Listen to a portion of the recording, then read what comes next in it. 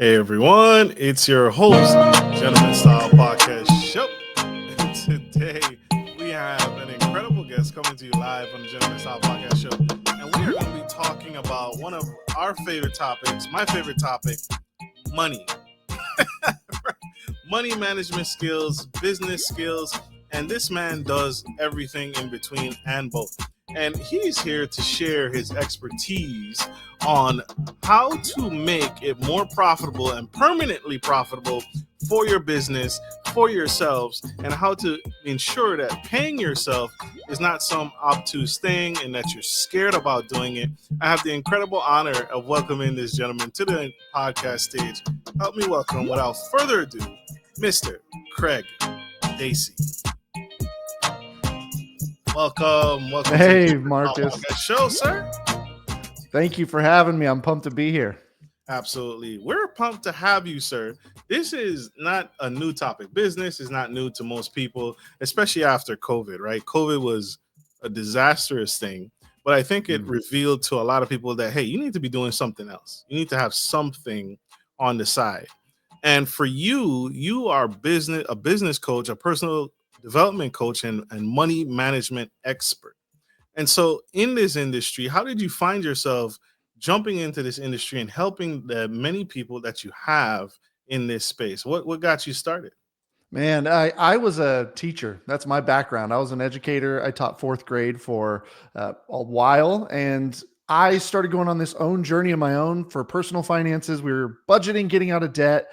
And as I was getting burnt out in the education world, I realized I loved teaching people about money. And I was like, okay, well, how can I take this passion for teaching and use it in a way to serve other people and teach adults how to manage their personal finances? And so that's what we did. We started with the personal finance side, and I launched that in 2016, grew it. And then I fell in love with the running a business piece. And we were running into entrepreneurs and business owners whose personal lives were struggling because their business finances were struggling. And so around 2018, we started really serving business owners as well. And so now here we are today. We're serving both sides. We're serving business owners, we're serving individuals on personal, and just helping you make a positive change and feel more comfortable around their finances.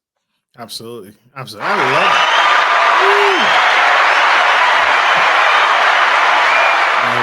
love it. The hero here today.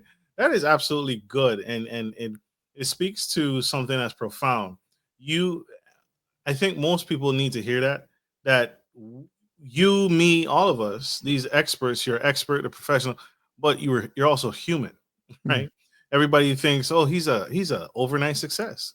No, right? He had to grow, he had to learn, and he made mistakes. He's fallible, just like the rest of us.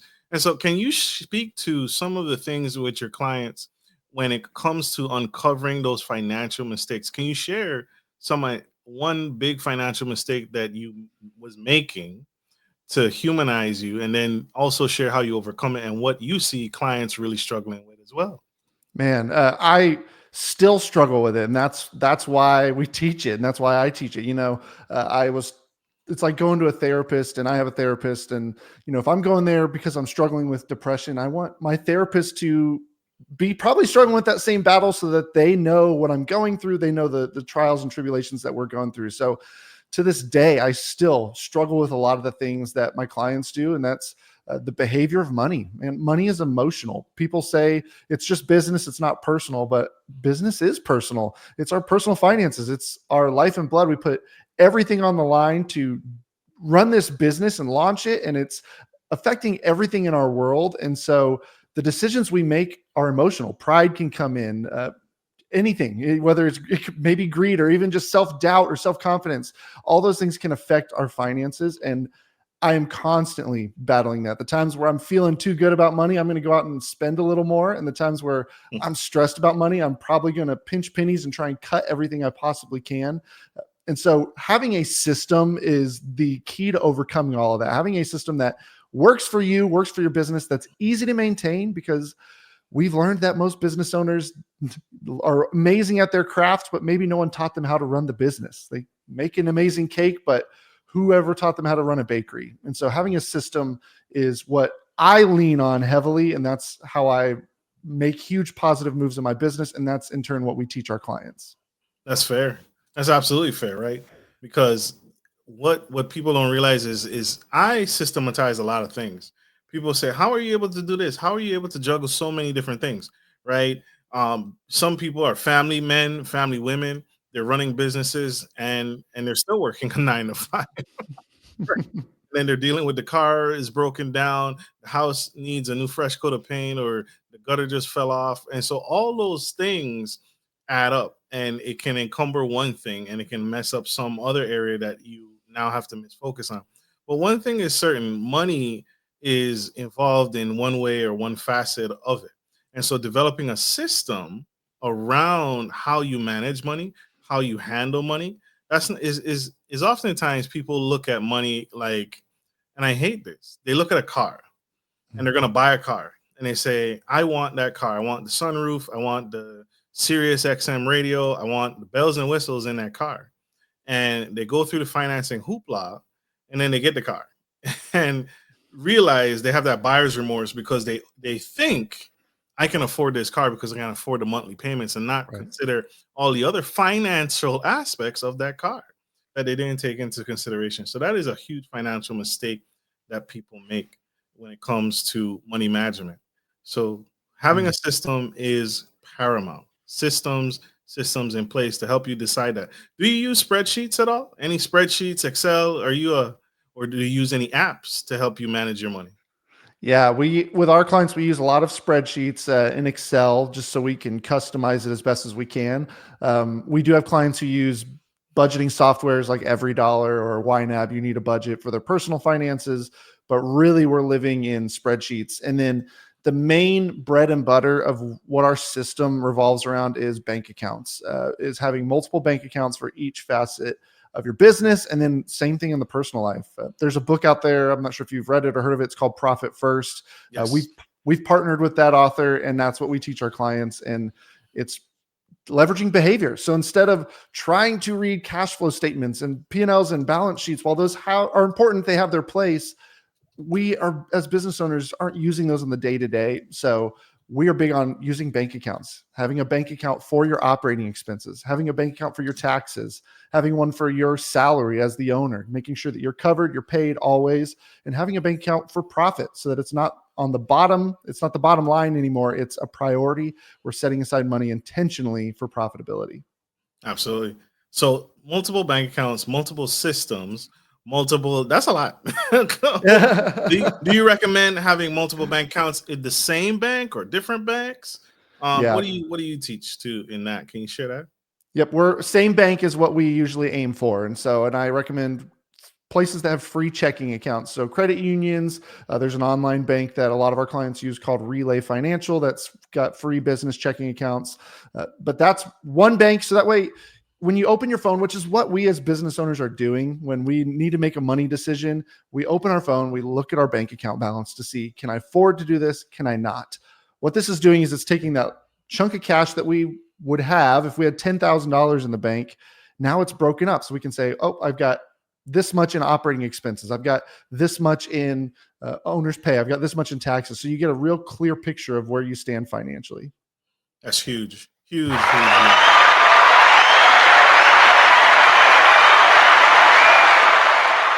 And I want to give some insight to one, be respectful of our audio listeners, but also two, if you have not read the book Profit First, I wanted to give a brief description of what you can expect. The book Profit First is by Mike Michalowicz. The book flips the traditional accounting formula on its head by advocating for a new approach, which is sales minus profit equal expenses. And that sounds weird, and I know that sounds weird, but the book dives in deeper and provides a practical step-by-step advice on how to implement the profit first system, including setting up multiple bank accounts and enforcing a rhythm for managing finances. And so if for those who are uninitiated, that's what Yes. you can expect with the profit first model, and that's what he teaches. You also touched on, you have clients that have the Every Dollar app, the Dave Ramsey app. How do you feel about those apps? Are you for the Dave Ramsey extreme pay it off now or die? Like, how do you feel about those apps and those applications? You got it. So that's been a journey for me because I mean, when we budgeted and got out of debt, we used that Dave Ramsey model, my wife and I. And so, but at the time, we were just a young married couple, and it worked for us. And when I started coaching, I was one of the Ramsey preferred coaches that was out there. But over time, I just started to decide and learn as I met people that personal finances is personal, and our philosophy is that my money philosophy is going to be different than yours and is going to be different than somebody else's, meaning that sacrifice everything, pedal to the metal. What I think he says, rice and beans, right? Yep. Works for some, but not everybody. What's that balance that what's that balance that you want to strike? If you have young kids, maybe you're like, this is a time of life that I don't want to miss out on. So we're going to sacrifice getting out of debt faster, maybe prolong it a little bit longer, but also balance in some activities and memories makings with our kids. So how can we help you create a game plan? We've come across a lot of people who tried the cut it all and run method, don't spend a dime anywhere, and they burnt out and they didn't get anywhere with it. So just summarizing it works for a lot of people, but for a lot of people it doesn't. And I find that those people are kind of wandering lost in what should I be doing? What's my approach? What's my philosophies? That's so real. That's so real. It can be intense, y'all. It can be extreme. It can be intense. And even to some people, they realize and they feel like I gotta get on a budget. Ew, yucky. I can only spend $100 a week on entertainment when my budget previously, or there was no budget, but my expenditure amount, what I was spending was in the couple hundreds of dollars on entertainment, movies, eating out. And so people have a really negative stigma around the word budget. And so what I'm hearing, Mr. Dacy, is find what works for you and Mhm. you help your clients find what works for them and their household. Am I correct? 100%. Yep. It's a spending plan. It's permission to spend. So finding what is that balance? We want to be realistic with ourselves and our money. So if we say, I'm not going to eat out this month, but you're used to eating out 3 times a week, going out to restaurants, maybe that's not a realistic long-term solution. So it's, what is the amount that I want to spend on restaurants? And the beauty of it is you don't get that guilty feeling anymore when you do spend it. If you have an Amazon budget, you don't feel bad when you late at night are browsing and you order something because you have allocated money specifically for that. All your bills are taken care of, your savings, your debt payments, everything's taken care of. And I have $200 over here that I can spend on Amazon. So the guilt doesn't sink in anymore. It's like, I'm doing exactly what I'm supposed to do. And I planned this. We always say it boils down to being proactive instead of reactive. Our natural tendency with money is to just react. How much do I have? I'm going to spend tomorrow. There's a bill due. Whoops, I don't have enough anymore. Being proactive is, here's what's going to happen this month. Here's what I plan on doing with my money, and how much is going to go towards one thing, how much is going to go towards another, and then following through. Absolutely. Absolutely. Gentleman style mascot. How do you feel about being reactive instead of proactive? Um so he does not like being reactive. So you're right. A win, 2 points for Mr. Dacy. Yeah. Super dope. Staying in the same breath, I want to stay here for a quick second because you touched on paying off debt. What are the best strategies that you have seen and teach to for paying off debt quickly?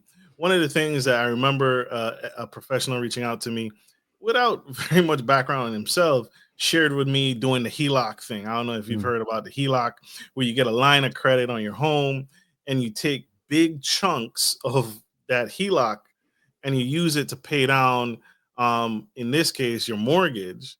And then, but the catch all is your income has to exceed what you're what you're putting out, right? So if so, really quickly, and please don't try this at home. I want to put that disclaimer out there. Do not try this at home. But let's say you have a total. You do the budget. You get with Mr. Dacy, and you do the budget, and you find that you have $3,000 a month in expenses. And so the HELOC method is, but your income is $6,000 or $5,000. And so your expenses are 3,000, your income is 5,000. So what you do is you take your HELOC, your line of credit, and you use it to pay down your mortgage because your income, and you have your direct deposited directly at going to your paying off your HELOC balance. So again, you're taking 5,000 and you're paying off the HELOC, but you're taking 3,000 or 4,000 to pay all your expenses and live off of like you normally do. But it only works again if your income exceeds your expenses. It doesn't work if you're broke. So Mhm. please don't try this plan. But I'm sorry, I digress. What strategies do you teach to paying off debt really fast?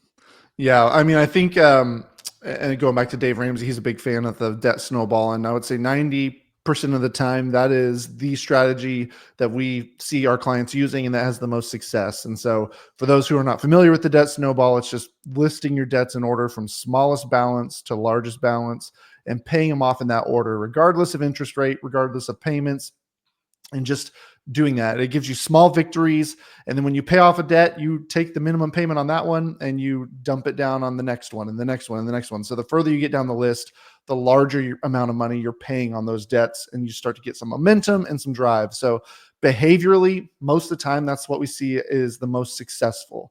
Now, this all kind of bounces back to what I was talking about earlier, that it really depends on the client and what they're trying to achieve. And then I'll give you an example. If we had a client once who they lost a child, and so they had all these medical expenses sitting there from the treatments for this child who ended up passing, and every time they looked or every time they received a bill in the mail for this debt, it just was a gut punch to them. And so regardless of that balance, to them, they're like, I want this thing gone so I can stop being reminded of this negative experience financially. And so that was the priority over any credit card, no matter the balance, the interest rate. It was like, we're going to focus our attention on clearing this thing out before we even tackle anything else. And so it really depends on the person. But again, 9 times out of 10, the debt snowball is going to be our best method. I love that, and that's huge. The debt snowball is a really good thing because Dave Ramsey, especially the way he does it, is you pay off the smallest first, so you get that instant gratification a lot Mhm. sooner versus trying to go for the audacious goal, the big goal of paying something big, and it takes time, and you lose momentum, and you lose smoke, you lose speed. Mister Dacy, y'all, sharing the tea here on Gentleman Style Podcast Show. This is absolutely necessary. I want to pivot now. I want to pivot to the business, right? We are in a tax year. We just had an election. We got a new president in office. What advice? I want to steal some stuff here. This is how we can steal his homework, y'all. I sneak him onto the show and then That's we right. pressure him and box him in a corner and ask questions. But I want to switch to the business side. What are the biggest mistakes you see business owners make when it comes to paying themselves? I often hear, and I know you hear it all the time, where business owners are like, "Yeah, I pay all my expenses, and then whatever's left, I take a little bit, but I haven't paid myself in years, or I still have to work this job." And what are the mistakes that you're seeing when it comes to entrepreneurship and businesses not paying themselves, and why are they not paying themselves? Yeah, and you're right. I think business owners, they're leaving their 9 to 5 because they want more time and more money, right? And then they start this business, they start their own thing, and then they find I'm working more hours and making way less money than I was making before. What gives? And you're right. It's because they're not making themselves a priority. We have to prioritize ourselves in the business. We are the most valuable employee in our company, and we should be treated that way. And so I think the number one thing I see that we really focus on helping people get out of the habit of is dipping their hand into the business whenever they need money. And so if the personal side, the funds are getting low or a bill is due or they want to go do something, they pull money out of the business or they charge it to their business credit card or whatever it is. And we want to move away from that. And the analogy I use is if you were to go interview to be the CEO of somebody else's company and they said, Craig, you're amazing. You're hired. And you're like, perfect, great. What's the salary? What are you going to pay me? And they tell you, there's no salary, no paycheck. It's just whenever you need money, just let us know. If you got a bill due, if mortgage is due, we'll send you the funds to pay that bill. Don't worry. And like, you wouldn't do that, right? You would, no way you would accept that. And the inverse is true too. If I were to go out and hire a person to be my CEO and I'm telling them, here's your salary, and they go, I'm just going to dip my hand into the business account anytime I need money. Like, no. So why don't we treat ourselves with that same level of respect that we would demand from someone else? And that is key. We have to separate ourselves. We have to view ourselves as the CEO, treat ourselves that way, separate the personal side out of it. And I'm going to pay Marcus what he deserves to be paid as the owner of this business. And I'm not going to skip his paycheck. I'm not going to give him less one week because funds were down. I'm going to treat him with that respect that I would demand from someone else if I went to work for them. So that's huge and that's significant. And I'm glad you brought it up. Right. And so is it ever a good idea in business for a business owner to take a pay cut to help their business grow? You don't do you ever encourage that? Is there ever a scenario where you would say, yeah, I'm gonna short myself um in the short term to get to win big so I can invest in maybe marketing and sales, get some Google going, get some Google ad spend going, get push more business to drive the business up, and then I'll pay myself, maybe back later or give myself an IOU. Do you ever recommend that to your clients? Yeah. So the key here would be being proactive. So what's the game plan? Not just cutting our pay on a whim because the account was low and we're stressed out. We might have to do that in the early stages of the system as you realize, oh, what's going on? And we need to address it. But to strategically do it, there's two things we want to make sure of. One, that the personal side can survive, that if I drop my paycheck by $1,000 this month, I'm not going to be hurting our personal funds on this side of life. And then number two is that you have a game plan for it. Just like you were talking about, I want to invest in this program or I want to invest in ads because we are trying to scale and grow. I've cut my pay back strategically before as we were hiring. I wanted to hire some more team members, and it's expensive when you bring people in until they start to get their own client base. And so I was like, I'm going to cut my payback a little bit temporarily, and we're going to slowly ramp it back to what it was over the coming months. Now, the IOU piece, I probably wouldn't stress too much about paying yourself back. And that kind of boils down to, can I afford to take a pay hit temporarily with the hope that down the road, I'm going to be able to pay myself more than what I was making before, because we're using this to grow and scale the business. And then last piece on this, I would try not to get in the habit of doing it because it's easy to invest it and then you're like, oh, great. Well, I'm not going to raise my payback to what it was yet because I want to invest it again. I want to invest it again. And then next thing you know, you got $1 million business and you're making 30,000 a year, and which is not unheard of. So we want to be careful of that. Absolutely. For all you Mark Zuckerbergs of the world, I forget who it was, the billionaire, zillionaire, who only pays himself $1 a year. I think it's Mark Zuckerberg, but that was insane for me to hear. I get it. There's tax strategy. There's a mindset. There's big dollars and cents behind this, right? And for him, it makes sense to do that with his advice of his tax professionals. How do I or the average person determine what is a reasonable salary for myself as a business owner? Yeah, it's tricky. And so, if you're an S corp, you have to pay yourself what they would call a reasonable salary here in the US. And so that's running money through payroll. I always say, talk to your CPA for sure, your tax professional, because they're going to help you pinpoint what that number is. And so otherwise, if you're a sole proprietor or an LLC, it's a little bit different because it's just taxed differently. You're not having to run things through payroll, but that's what I say. It's no hard cut answer other than just really talk to somebody who knows your tax situation really well, and they can advise you on what you should be funneling through payroll versus what you can take out as a distribution. For sure. Craig, Dacy, the man, the myth, the legend. You guys, this is an incredible conversation, incredible interview. We have to pay some bills. Speaking of business pay, we got to pay our sponsors. So we are going to go to a quick commercial break. Don't go anywhere. Stay tuned. Stay with us. We'll be right back. Support for Gentleman Style Podcast is brought to you by Manscaped, who is the best in men's below-the-waist grooming champions of the world. Manscaped offers you precision engineering tools for your family jewels. Manscaped just launched their 4th generation trimmer, the Lawnmower 4.0. You heard that right, the 4.0. Join over 2 million men worldwide who trust Manscaped with this exclusive offer for you. 20% off free worldwide shipping with the code GENTSTYLE at manscaped.com.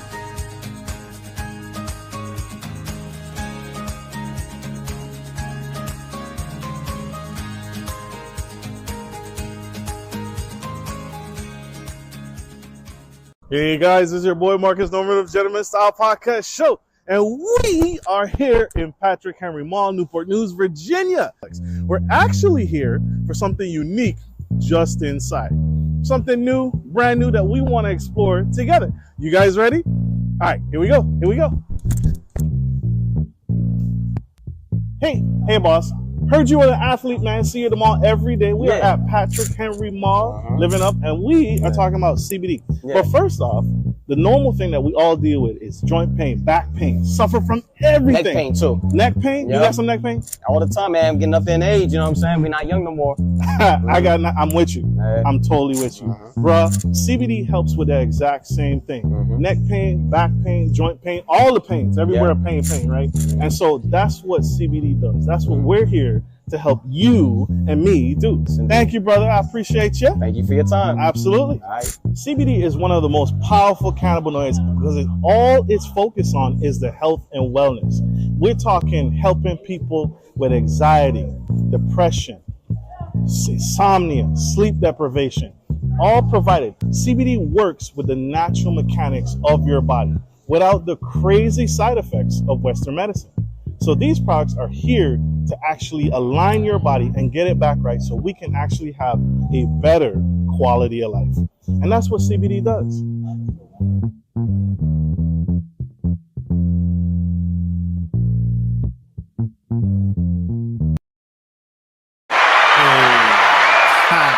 Hey everyone, this is your host, Gentleman Style Podcast, Marcus, and I have the incredible, super fragile Elizabeth Espialidocious, Mr. Craig Dacy, the man, the myth, the legend, here on the Gentleman Style Podcast show. We are talking business and personal finances and how the two work together and why you need to book a consultation with this man ASAP, pronto.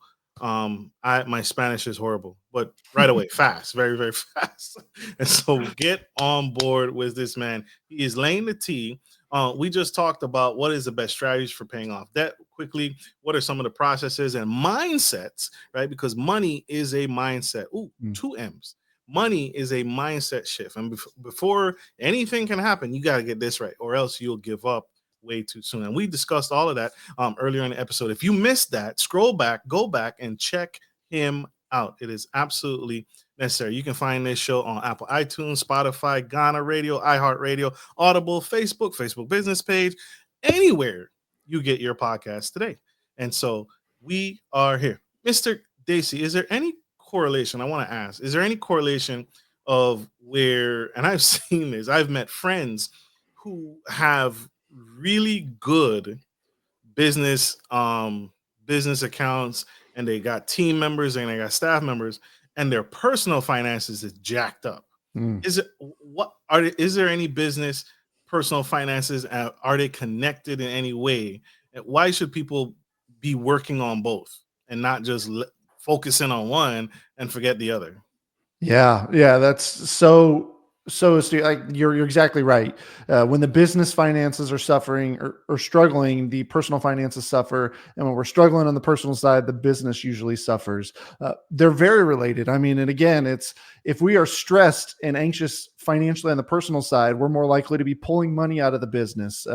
We're more likely to carry that stress and anxiety into the business, which can affect our business decisions, and vice versa. If we are running a business, and a lot of times, Marcus, you probably know this, businesses will, on paper, we're looking on the outside like, man, they are doing great. They're killing it. They're growing. They're making, millions a year. But if you were to really get down into the weeds of it, maybe the top line revenue is really, really high, but the profitability is struggling, and they're suffering, and they're rolling down in debt. We've worked with many businesses who are making a lot of money and not profitable, and the business owner is not taking home a lot.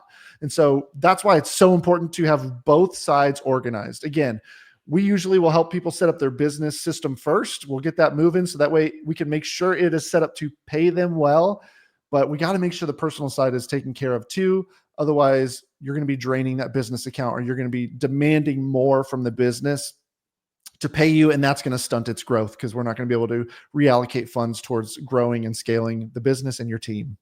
Absolutely. So do you recommend the same thing on the business side, on the personal side as well, where you have multiple accounts?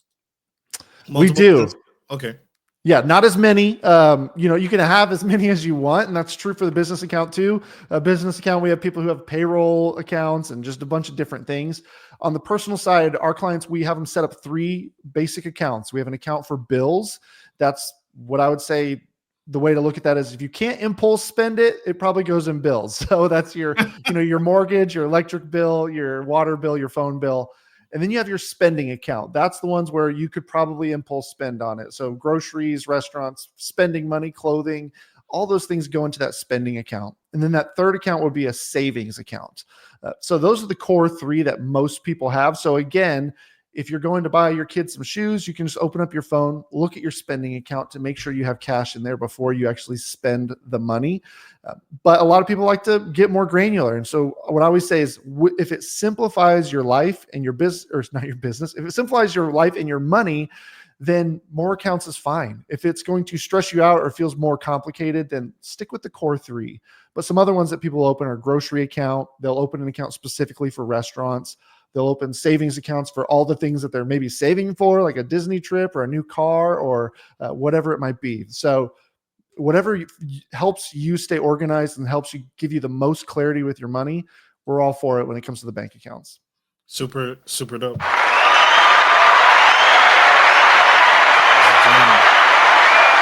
is rocking. You got a great audience, man. They're so supportive. They're so lively, yo. They are so lively. They're the best. They're the best.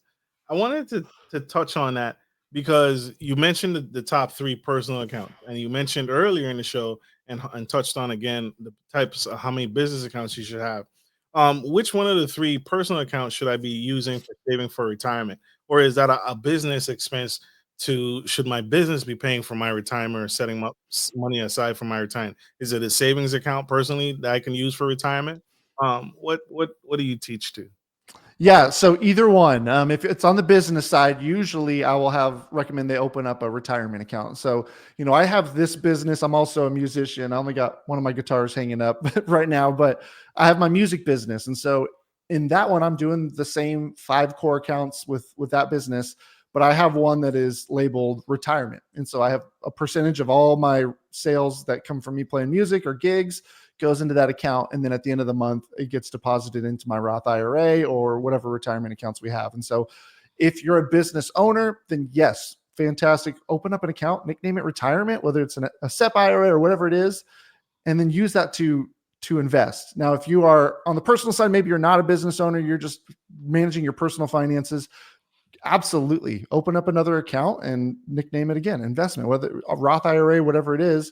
And then same thing, put a little bit of money every month when the paycheck comes in, and then you can allocate straight to your investment accounts. Absolutely. What do you recommend doing first? Should I be paying off debt and setting money aside at the same time for retirement? Or should I pay off the debt first and then transition to saving for retirement? Which one do you typically recommend first, and why? Yeah. So I won't even say there is a typical. I'm going to give you the classic. I'm going to shoulder the direction. I'm just going to sit on the fence. But the reason is because that is such a big decision. It really boils down to one, how aggressive are you wanting to be? Like, how much are you just like, I want to get this debt out of the way as fast as I can. I don't care about anything else. And then how quickly can we make that happen? What we don't want to see happen is you stop investing in retirement and then we drag our feet on the debt. So I tell people, if you're going to go gung ho, not spend a dime on anything else and get this debt out of here within 12 to 18 months, then awesome. If you want to pause retirement, then that's fine. But if we're going to try and balance some life in, like we were talking about earlier, experiences with your kids, those things, I probably wouldn't pause retirement because I don't want to lose out on that compound interest that you're going to be making. So this is a conversation that we take individually with everybody of, we're big on, here's your options. Here's what it looks like. If you do choice A, here's what it looks like. If you do choice B, which one feels the best to you, and help them make that decision with confidence. Absolutely. I want to put this disclaimer out before I ask this next question. This is not financial advice. For the safety and protection of my guests, this is not financial advice. Don't go home and quit your job and say, I'm going to start today. No. Yes. This is not financial advice. This is just a conversation about money management skills. Please reach out to your financial coach and professional, or even better, if you don't have one, reach out to Craig Dacy today. So absolutely important. So my next question for you is, what is it that you invest in? Can you share? What is your favorite investment? Everybody, I feel like everybody's on TikTok, right? Well, I don't know about TikTok anymore, but everybody's on social media and they're like, look at my fancy car. Look at my my big house. Look at the my Great Dane that I bought for $10,000. And it's such a hype, right? But all of those things, they're using investments to pay for those things. What's your favorite personal investment that you really enjoy? Is it the Robert Kiyosaki real estate? Is it stocks, bonds, and mutual funds of old? Or are you doing something, I don't know, something new, something unheard of? Yeah, I'm boring. I'm doing just mutual funds right now in my Roth. I am a big fan of real estate if you got the stomach for it, as far as maintaining it and just kind of going along for the ride, because it's not passive, for lack of a better word. Not that anything really is, but that one really is more hands-on. But Yeah, I love the fact that it's a growing asset and it's one that can give you immediate cash flow while also growing in value over time. So a big fan of real estate. Haven't jumped into that game myself yet, but right now I'm just sticking with the with the old classic mutual funds. absolutely. Keeping it safe. Play it safe, close to the chest. I wanted to transition to now. What is something I can do to ensure that I'm saving enough for retirement? Is it set myself up on auto pay? Should I Uh, be setting up my salary on auto pay? What should be automated? What should be kind of conversed about, or quarterly or monthly? Yeah, I would always recommend auto draft. So that's where having that extra account is super helpful, because you'll always make sure you got the funds in there. So at the end of the month, it automatically draws. The more passive we can make it, the better. Just like if you were working for someone else and you had a 401k, they take it out before your paycheck so that you don't feel it. It's painless. Almost have no idea that you're even investing in it. That's what we want to try and accomplish as best as we can with these investment accounts on our business side. And so if every time money comes in, you allocate 1% or whatever that percentage is to a retirement account, then at the end of the month, it gets just automatically withdrawn. That's perfect. Same with paychecks. You can automate those as well with your pay schedule, but really, whether automated or not, it's just getting into that strict rhythm of every 2 weeks, every month, every week. Beauty of being a business owners, we can decide what that rhythm is when we want to get paid. So you choose and just stick with it. Every Friday, I'm going to run payroll for myself, or every other Friday, whatever it is. Absolutely, absolutely. Have you ever had to tell a client, because I can imagine some clients, they get into they're living paycheck to paycheck, literally, Mhm. right? They're paying bare bones, and the W-2 isn't bringing in enough. And so, what do you have you ever advised someone? Listen, business isn't right for you right now. Have you ever had to do that? Um, Yeah, that's a tough conversation. It's stopping and saying, okay, what is it about this that is this worth pushing through? And at some point, there comes a tipping point of, I can no longer fully commit to this business. That doesn't mean you need to let it go. It might mean I need to go take a part-time job while continuing to try and get this thing off the ground. Sometimes you just run out of money. And when I quit teaching, I was doing this on the side for about a year, and every dollar I made from my coaching business, I stuck in a savings account to give myself runway so that I could give this the old college try for 6 months to a year. If I would have hit, and my wife and I, we talked about it when I quit my job. I was like, if this fund runs out or starts running low, then I'll go get a job at Home Depot or whatever it is to make up the money so that I can continue to try to get this thing going. But we've had that conversation a couple times.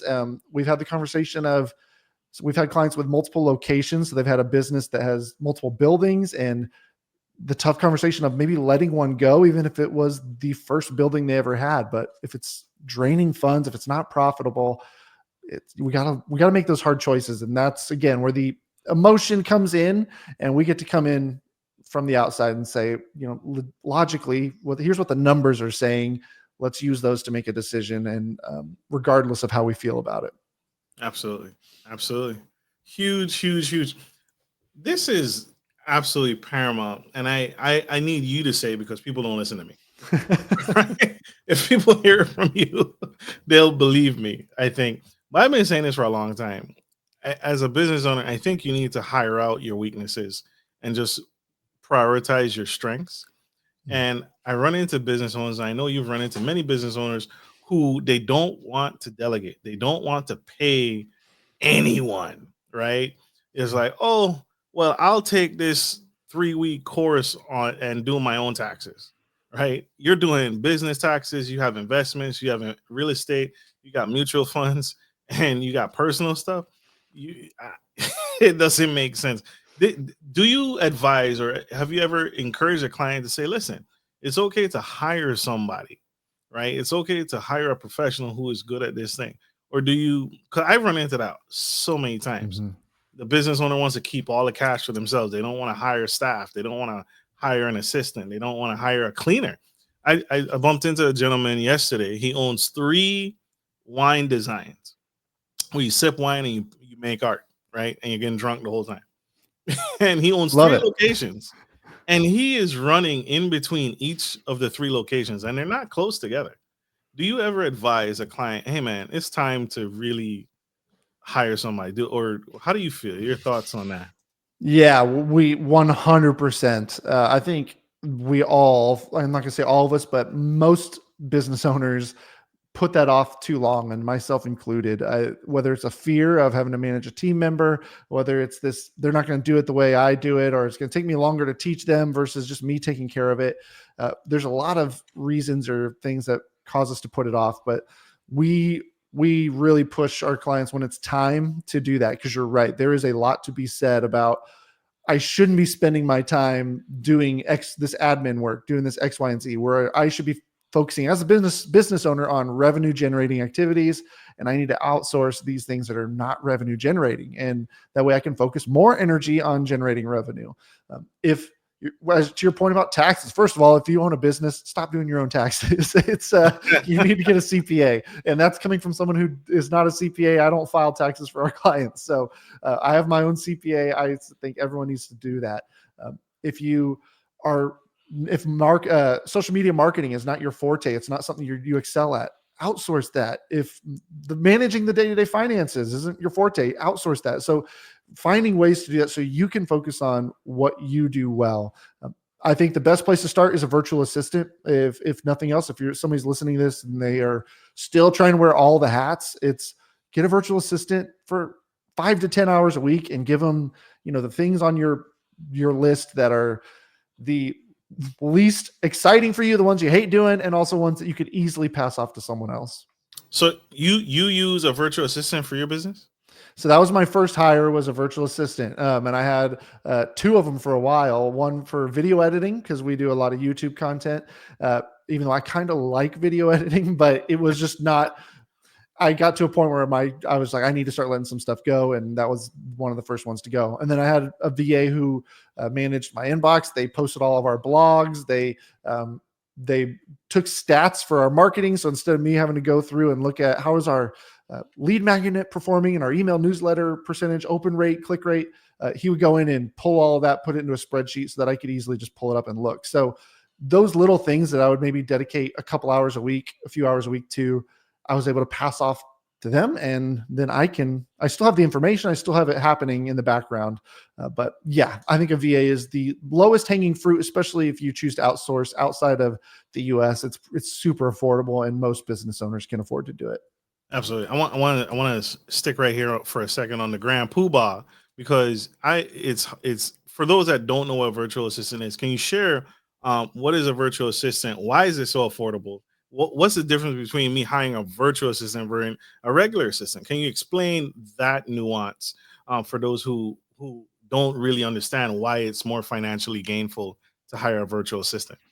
You got it. Yeah. So a regular assistant, typically you're going to only hire those if you have maybe a physical location that you need someone sitting at the front desk. If it's your business requires somebody there. So if you're shipping out product or shipping out things to somebody, that you need them there so they can box it up and ship it out.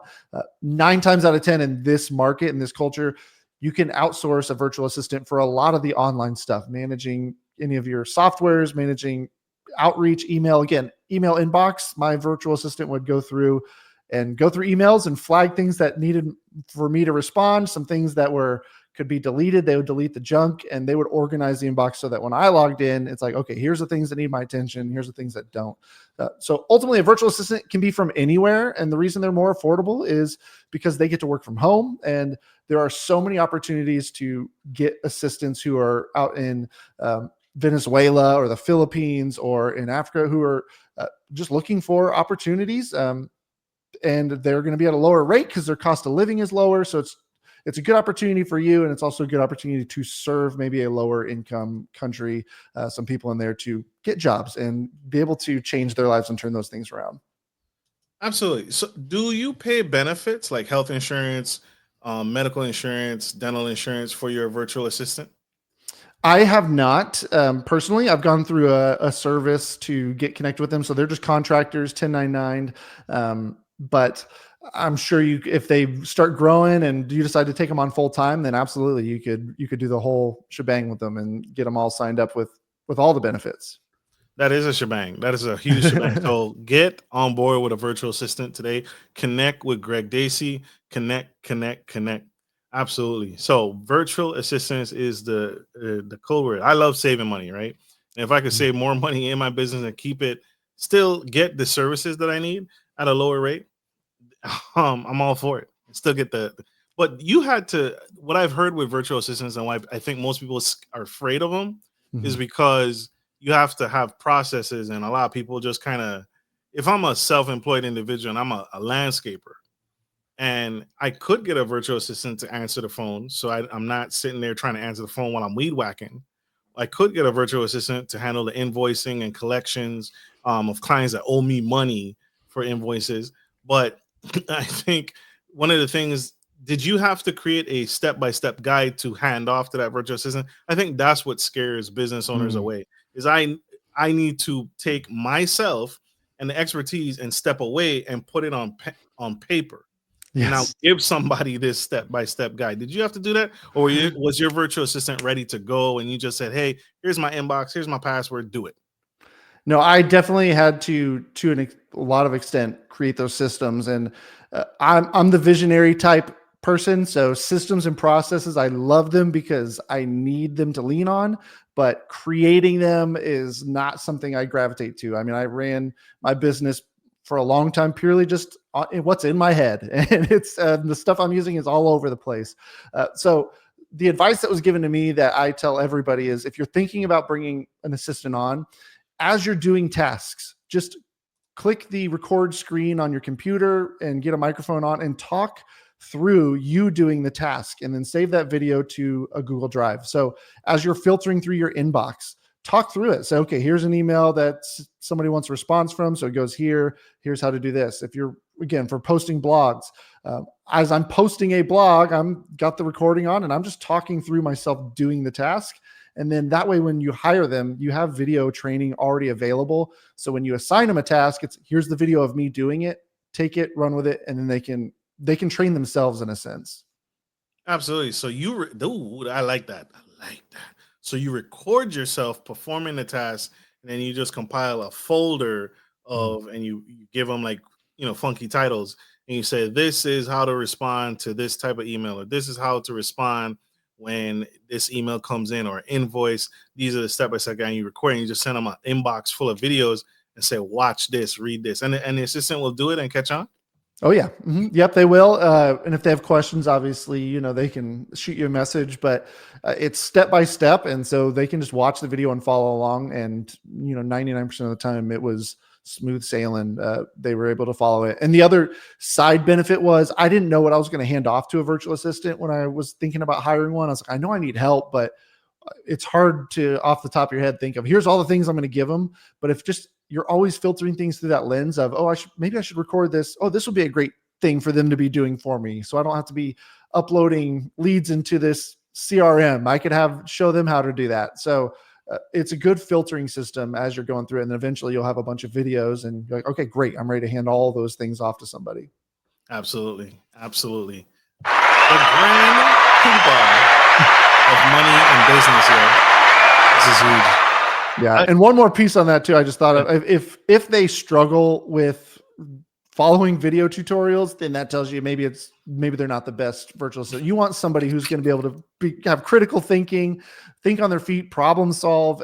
If they're coming, and I've had this before with virtual assistants where they're coming to you about every little thing. Like, have you Googled this yet? Or have you tried to figure it out on your own?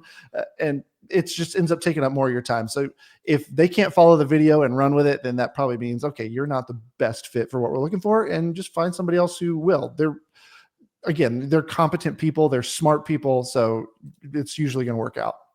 Absolutely. You are speaking to the choir right now because my girl and I just experienced that we had to let someone go because I don't want to say they weren't competent, but they were just struggling. They were really struggling with like basic tasks. And the business that my girlfriend and I run and operate is a HIPAA compliant one. And so there's big eyeballs on what we're doing in the processes and system. And we had sent the offer letter, the person accepted, and just in the onboarding process, the person like sent an email, right? We sent a document for them to DocuSign, and they sent an email response back with an attachment that had nothing to do with the offer letter. And it looked like a scanned receipt with someone else's information. And so right then and there, you are sending us, a potential employer, someone else's information, their name, contact number, and their address. And I respond to you immediately and say, "What is this?" And she's like, "Oh, that wasn't meant for you." We came together and we realized we can't hire this person.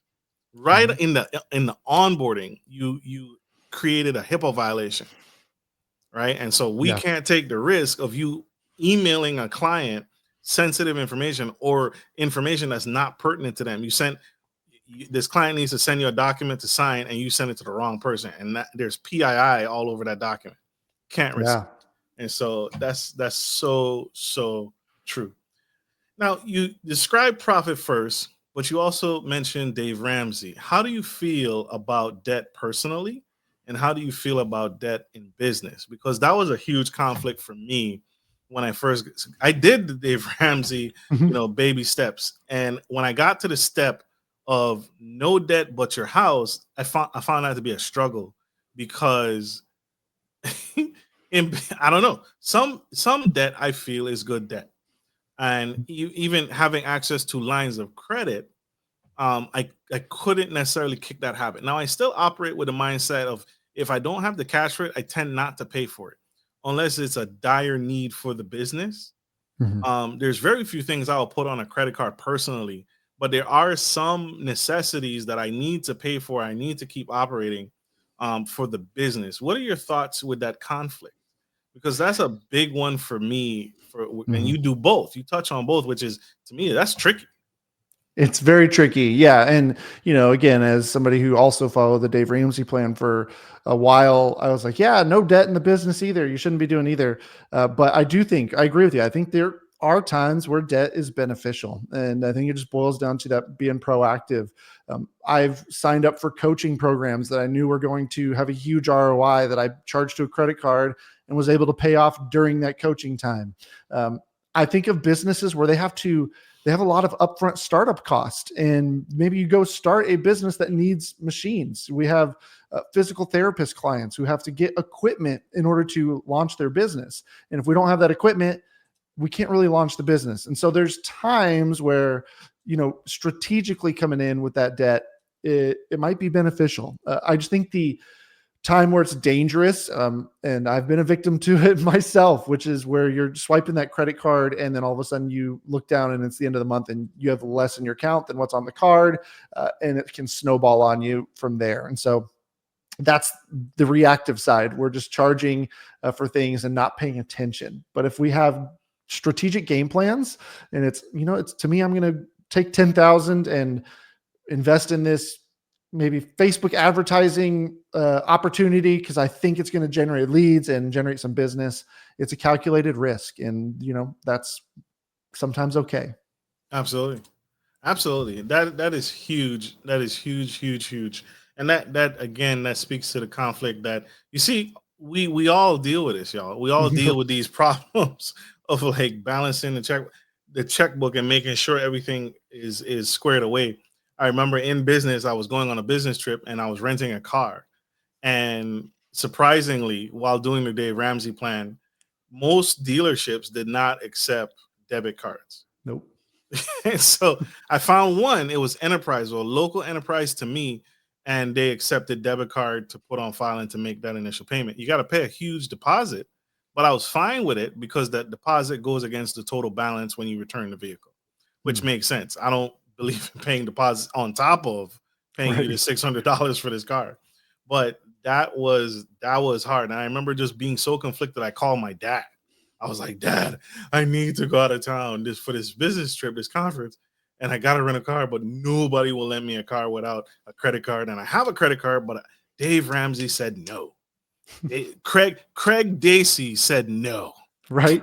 So what do I do? And he's like, put it on the card. Like, he just very matter of factly put it on the card. You know you're gonna make a big ROI from going to this conference, and when you get back, you have the money to pay it off. Put it on the card, pay it off, get it back to zero, and you're set. Huge. And I think you hit on something in there too, which is Dave Ramsey said do this, or Craig Dacy said do this. And, I think that's a lot of times a fundamental problem. And I was that way too. Dave Ramsey said, I can't do this, so I can't do this. But we have to discover what's my plan? What do I believe? What do I say is okay? What are my values, my principles in our household? If our principle is we don't borrow, then you're right. We got to find another solution. If our principle is we don't get into debt, but we use credit cards because we like to get travel points and we like to get all these things and we pay it off at the end of the week, every single week, and we've never carried a balance over, there's nothing wrong with that. Again, it boils down to you. What are you trying to accomplish? What do you believe? And it doesn't matter what Dave Ramsey or what Craig Dacy or Marcus says. It's what do you believe about your money? What's important to you? How do you want to manage it? Absolutely. Mic drop. If I had another mic, I'd ask him to drop it. Can't drop this one. We need that mic for now. I want to talk about this big handsome guy on this website here. So what should someone have before booking a consultation with you? And a really well done website. I want to point this out here. And there's the hit for the book. Take the quiz. Take your free quiz. But what should someone have before booking an appointment with you? What should they have on already? They should have a desire for change with their money. That's the key. And so if they're coming to us, we don't require you having a bunch of numbers pulled. Our first, we call it a Q&A call. It's 20 to 30 minutes, and it is a conversation. It's just a conversation about your money, how you're feeling. What are you trying to accomplish? What are you frustrated about? What do you want life to look like for you in your business, in your personal finances? And then we're going to ask you a bunch of questions and create a space where you can ask us questions. And from there, we tell you exactly how our program, if it can, how it can help you and what that looks like, and get you signed up and start changing your life. Super, super dope. And did you mention what's the best and quickest way? I need to change my life today. I need to get in touch with you today. What is the best and fastest way to contact you? You got it. Just dacycoaching.com. When you go there, there'll be two options: business finances, personal finances, whatever you need the most help with. Click that. Whoever you get connected with, if you're like, I need both, then they'll be able to help you with both. But find it, navigate there, and our calendars are on pretty much every page of the website, so you can hop in there, plug yourself in, and get on a free call with us.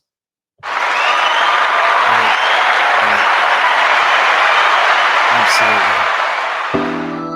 This has been an epic conversation. I love this. Yeah. Love this. You can tell this is the only time I get to pick an expert's brain and share with my audience and add tremendous value to you guys. Mr. Dacy, you've shared some incredible nuggets, some incredible insight today on the Gentleman Style Podcast Show.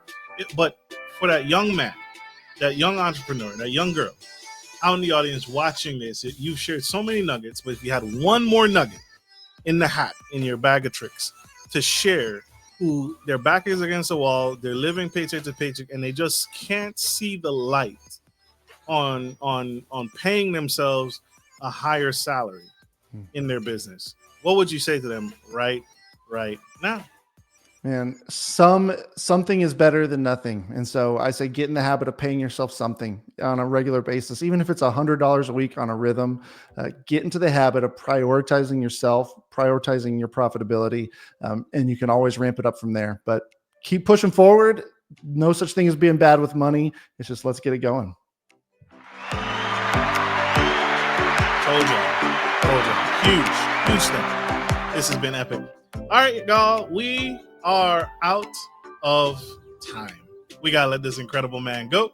We are running out, but he has many more interviews, many more conversations to have, and help people get to a better quality of life. So, like we end every show, take care of your friends, take care of your family, and always, always take care of business. This is Marcus, your favorite gentleman, and the incredible Craig Dacy, signing off. Love you guys.